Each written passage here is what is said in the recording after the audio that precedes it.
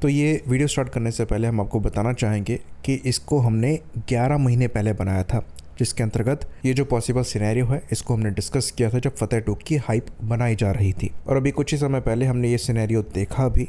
तो इस वीडियो का जो एनालिसिस है ये काफ़ी इंटरेस्टिंग है और हमें ऐसा लगता है कि इस मौके पर इसको री-अपलोड करना ज़रूरी है। तो कई नए व्यूअर्स यहाँ पर जुड़े हुए हैं, आपके लिए भी है, आप इसे एंजॉय करिए।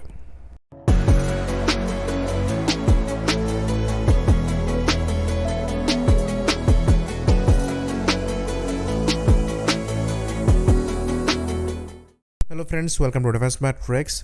तो पाकिस्तानी आर्मी द्वारा फतेह 2 रॉकेट को टेस्ट किया गया था, जिसकी मैक्सिमम रेंज 400 किलोमीटर के अप्रॉक्स की बताई जाती है और इसको काफ़ी एक्यूरेट भी बताया जाता है।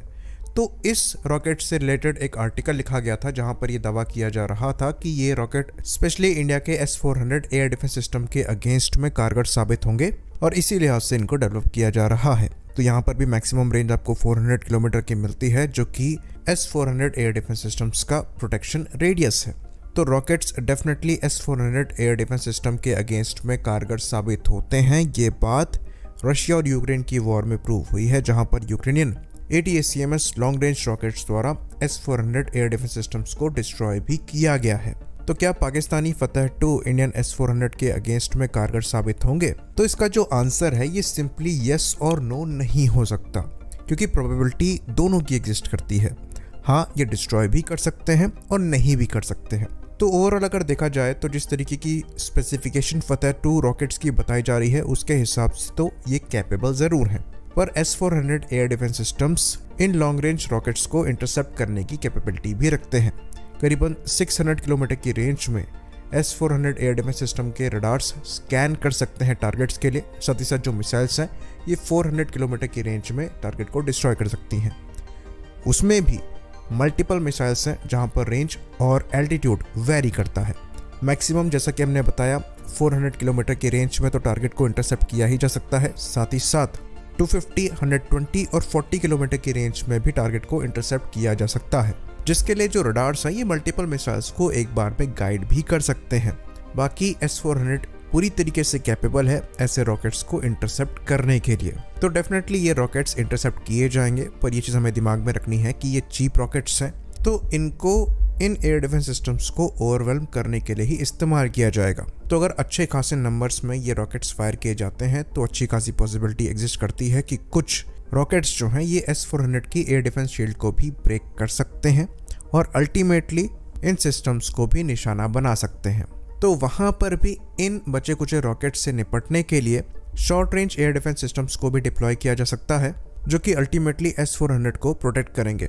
तो जो अटैक रशिया में हुआ है, जिसके अंतर्गत ATACMS ने S-400 सिस्टम को डिस्ट्रॉय किया है, वहाँ पर short range air defence systems deploy थे ऐसा नज़र नहीं आ रहा है। बाकी हम ये बात भी ऐड कर दें कि भले ही short range air defence systems भी डिप्लॉय किए गए हों, तब भी प्रोबेबिलिटी एग्जिस्ट करती है कि ये rockets S-400 air defence systems को डिस्ट्रॉय कर दें। तो अगर हम ओवरऑल बड़ी पिक्चर को देखें तो ये प्रोबेबिलिटी एग्जिस्ट करती है कि जो फतेह 2 है ये S-400 को डिस्ट्रॉय कर सकते हैं, पर उसको करने के लिए पाकिस्तान को काफ़ी ज़्यादा एफर्ट करना पड़ेगा। और अगर हम पूरी पिक्चर को यहाँ पर दिमाग में रखें तो ऐसा नहीं होगा कि पाकिस्तान की साइड से फतेह 2 S-400 की तरफ फायर किए जा रहे होंगे और इंडिया की साइड से कोई रिस्पॉन्स नहीं हो रहा होगा। अगर एक S-400 एयर डिफेंस सिस्टम्स को डिस्ट्रॉय करने के लिए पाकिस्तान को अपनी अच्छी खासी रिसोर्सेज को यूज़ करना पड़ रहा है, तब भी वहाँ पर S-400 से हमें एडवांटेज मिल रहा है।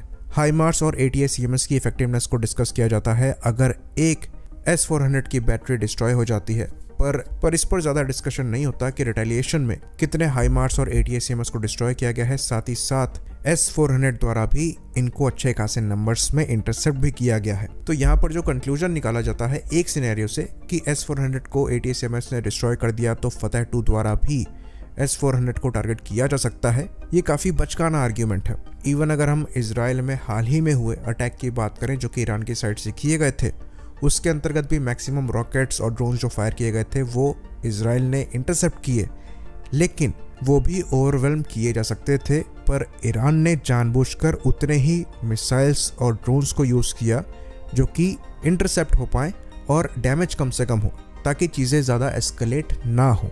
और इसराइल ने उस समय तुरंत रिटेलिएट नहीं किया, जिसका आंसर ईरान के पास ना होता। तो पूरी पिक्चर देखने की रिक्वायरमेंट है। कोई भी एयर डिफेंस सिस्टम पेनिट्रेट किया जा सकता है, पर उसके कॉम्बिनेशन में आप किस तरीके की टैक्टिक्स यूज कर रहे हैं, किस तरीके से उस सिस्टम को आप एक्सप्लॉइट कर पा रहे हैं, ये सबसे ज्यादा मैटर करता है। और उस लिहाज से S-400 एक बड़ा एडवांटेज देता है इंडिया को पाकिस्तान के कंपैरिजन में, जो कि पाकिस्तान द्वारा फिलहाल के लिए मैच नहीं किया जा पा रहा है। आई होप चीजें यहाँ पर क्लियर रही हो। इसी बात पर इस वीडियो को हम खत्म करेंगे। लाइक करिए, सब्सक्राइब करिए। जय हिंद।